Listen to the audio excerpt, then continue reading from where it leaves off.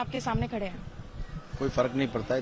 तीन टर्म मिलने के बाद आपने अपने इलाके के लिए क्या किया, और पिछले 10 साल ममता दीदी के राइट हैंड और one of the most powerful मंत्री जो पब्लिक वर्क्स डिपार्टमेंट देखते थे और कई सारे मंत्रक संभालने के साथ साथ उसने अपने इलाके को, उस इलाका में क्या किया और क्या नहीं किया, इसका आप रिपोर्ट कार्ड देखेंगे तो आप हैरान हो जाएंगे। कोई मंत्री अपने इलाके को सिंडिकेट, तुलाबाजी, इलीगल प्रमोशन, हर गली गली में अलग अलग नाम की गुंडा पालना, हफ्तेबाजी, ये सब आप जब तक टॉलीगंज को नहीं देखेंगे, टॉलीगंज को बदनाम करके रख दिया ये जो अरूप विश्वास मेरे जो खिलाफ है और उनके भाई और जो उनके टीम पूरे हैं। और जबकि टॉलीगंज जो है हमारा पूरी दुनिया में बंगाली के लिए एक स्पेशल जगह है। ये उत्तम कुमार का टॉलीगंज है, सुचित्रा सेन का टॉलीगंज है, सत्यजीत राय, ऋतुपर्ण घोष, आप किसी को भी बोल दीजिए। लेकिन माई वे और दी हाईवे, या तो आप तृणमूल का फ्लैग पकड़े या तो आपको काम ही नहीं मिलेगा। जो लोग अपने खुशी से, अपनी मर्जी से पॉलिटिक्स में आते हैं, वो कोई भी पार्टी में जाए, वो हमारे कोलीग्स हैं। जैसे मेरे यहाँ पे जो सीपीएम के प्रार्थी है देवदूत, वो भी एक एक्टर है, तो हम मिलते हैं तो हम हाय हेलो करते हैं। लेकिन जैसे हमारी पूरा प्रचार हो चुकी है, लेकिन देखिए फिर भी आज जो टेंशन जो चारों तरफ मीडिया में भी है, वो यही है कि तृणमूल कहाँ बूथ कैप्चर करने की कोशिश करेगी, कहाँ हिंसा करेगी, जो हमेशा वो करते रहे, उनका डीएनए में है। पावर में रहने के लिए दीदी क्या क्या बातें कर रही है। थोड़ा आत्ममर्यादा तो भी हो। अगर चीफ मिनिस्टर तो वो रहेंगे नहीं 1 महीना 20 दिन से के बाद, तो ठीक है, चलिए उस पद के साथ आपने नाता छोड़ दीजिए, कोई फर्क नहीं पड़ता। लेकिन कम से कम एक इतना मजे हुए पॉलिटिशियन होने के नाते उस तरीके की बात तो करिए। तो ये आप देखिए, इसी का है कि अभी जस्ट घूमूंगा, हमारे जो ग्रास रूट लेवल के लड़के हैं, हमारे साथ देखिए ये सब मिलिट्री ये वो सिक्योरिटी वगैरह चलता है, तो मुझे थोड़ी सी शर्म आती है। वो लोग एकदम आम लेवल पे काम कर रहे हैं, but the election commission has done a fantastic job. पिछले जो हमने 3 फेजेस में देखा है, तो टुडे पीपल, हमने 80% से ज्यादा हमने मतदान देखी है in spite of Trinamool violence. 2-3 दिन पहले भी आपने देखा है कैसे सबके ऊपर हमले हो रहे हैं, तो आज भी वैसे ही होगा, यही उम्मीद है। जैसे मैं हमेशा गाड़ी चला के मोबाइल ये मेंटेन करता हूँ, कंट्रोल रूम मेंटेन करता हूँ, आज भी वैसा ही है। मैं अपने खुद मोबाइल पे रहूंगा, खुद चलाऊंगा, फिर देखते हैं क्या होता है। दीदी और टीएमसी की तरफ से ऑलरेडी चार्जेस आना शुरू हो गए हैं कि बूथ पे सीआरपीएफ जो है लोगों को वोट नहीं करने दे रही है। सेंट्रल फोर्सेस के खिलाफ उन्होंने ये भी कहा है कि घेराव कर लो उनको और पीछे से जाके कुछ लोग वोट करो। शर्मनाक है, मैं क्या कहूँ, बोलिए। इससे shameless, spineless, I don't know how can a chief minister speak this language. I think कोई आम जनता में से कोई इसी तरीके की बात करते तो शायद गिरफ्तार हो जाते हैं, हमारे यहाँ के लीगली गिरफ्तार हो जाते।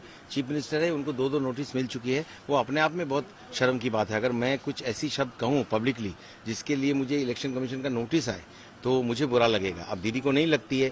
आज भी सुबह मैंने सुना कि पिछले नोटिस का जवाब भी नहीं दिया उन्होंने, नहीं दिया। वो समझते हैं कि वही कॉन्स्टिट्यूशन है, वही सारी चीजें खुद ही चलाएगी, और उसीलिए ये हमारे कॉन्स्टिट्यूशन और डेमोक्रेसी के लिए खतरा है।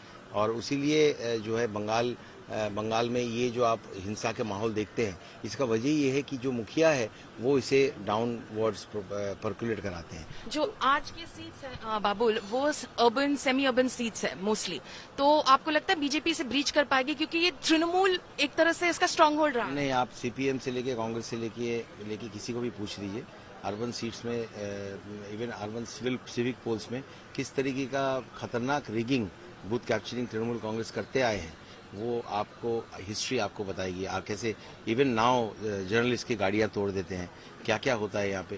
तो उम्मीद ये करते हैं कि लोगों ने इस बार जो रिजोल्यूट दिखाई है और इलेक्शन कमीशन ने, सेंट्रल फोर्सेस ने जो अटेंशन दिखाया है, तो उससे जो है हिंसा करने की कोशिश तो तृणमूल की, लेकिन सक्सेसफुल नहीं रहे, उतना ज्यादा सक्सेसफुल नहीं रहे। आज भी वो कोशिश करेंगे, उसको हम सब मिलके कितना नकार पाएंगे, कितना हम उन्हें रोक पाएंगे और डेमोक्रेसी को सेलिब्रेट करने का मौका लोगों को दे सकेंगे, इसी का चैलेंज है। उसी चैलेंज को लेके हम मोबाइल, जैसे कहा आपको, मोबाइल कंट्रोल रूम चलाएंगे। अच्छा, तो on the note of celebrating democracy, anything on a musical note that you? Well, let's let the people on the ground, they have a musical day today. Democracy को celebrate, एक democratic country में आप रह रहे हैं, खुली हवा में सांस ले रहे हैं, वो अपने आप में एक बहुत बड़ी बात है। We are the biggest democracy in the country. But जैसे हमारे ऑनरेबल प्राइम मिनिस्टर कहते हैं कि we should be the finest democracy in the country. तो आज मुकद्दर के सिकंदर कौन होगा, ये बात नहीं है। आपने अगर अच्छा काम किया है तो उसी का सिकंदर आप बनेंगे। लेकिन गाना तो यहाँ पे कुछ, Sing a line or two. क्या, anything that comes to mind this morning. किया अभी सुबह का टाइम में